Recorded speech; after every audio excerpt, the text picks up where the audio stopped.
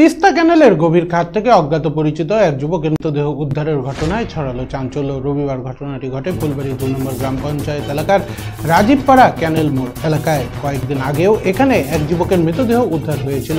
কয়েক মাস কাটতে না কাটতেই ফের একই জায়গা থেকে আবারও যুবকের দেহ উদ্ধার করল পুলিশ। রবিবার সকালে স্থানীয় বাসিন্দারা প্রথমে ক্যানেলে গভীর খাদে দেহটিকে দেখতে পান।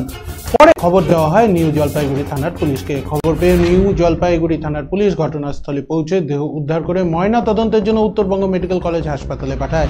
তবে শেষ খবর পাওয়া পর্যন্ত মৃত যুবকের নাম পরিচয় জানা যায়নি। তবে স্থানীয় জনপ্রতিনিধি ও এলাকাবাসীদের অভিযোগ, রাতের অন্ধকারে বেশ কিছু যুবক এখানে এসে মদ ও নেশায় আসক্ত হয়ে পড়ে। এর ফলেই এরকম ঘটনা ঘটে চলেছে।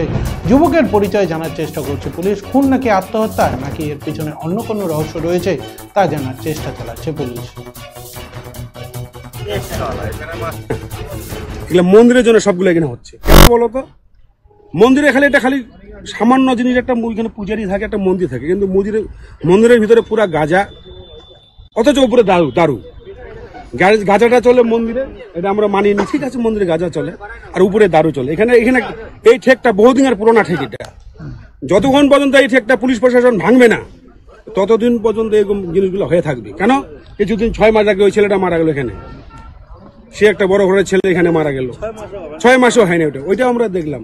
তার মধ্যে 6 মাস না হইতে একটা এত বড় একটা ঘটনা, জিয়ান্ত ছেলে, একটা তাজা ছেলে, একটা ডেড বডি পড়ে আছে। কখন দেখলেন? এটা সকালবেলা আমরা দেখি, ঘটনাটা হয়তো রাত্রিবেলা হয়েছে।